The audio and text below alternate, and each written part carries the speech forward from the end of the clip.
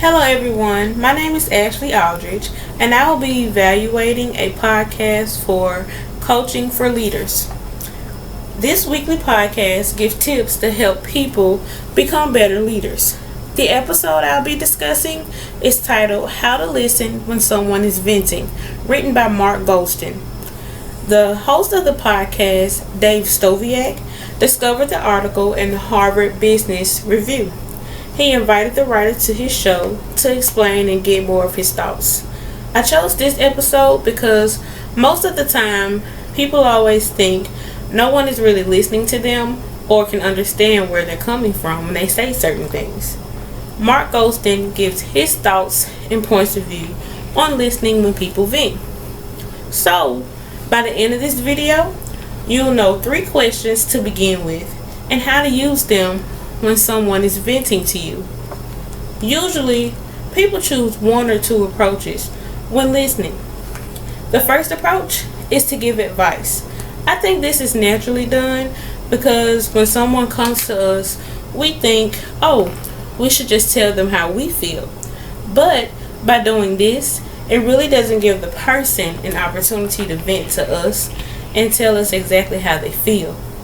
It makes them feel as if you've already chosen your side, and it discourages them from telling you what the problem really is. The second approach is to just sit quiet and listen. This isn't the best choice either, seeing that you're just letting them do all of the talking. It seems as if you aren't engaged in what they're saying or even making them feel as if they're just talking to themselves. There are 3 questions that can be used when listening to someone vent. The speaker, Mark Goldstein, uses the acronym FAW, F-A-W, which stands for frustrated, angry, and worried. The first question to ask, what are you most frustrated about? We normally would ask or say to someone, you seem a little bit angry or upset. This appears to make people feel insulted. People own up to being frustrated, which makes it a bit easier to ask and question them first. They find it easy to tell you what is frustrating them. People will open up to you and get things off their chest.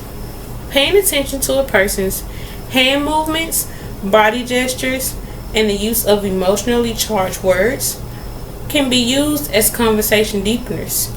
These are often used when they feel like they aren't being heard. The second question is to ask, what are you most angry about? Let the person explain instead of just interrupting them, and simply ask if they can elaborate or tell you a little bit more about it. Don't agree or disagree with them so quickly.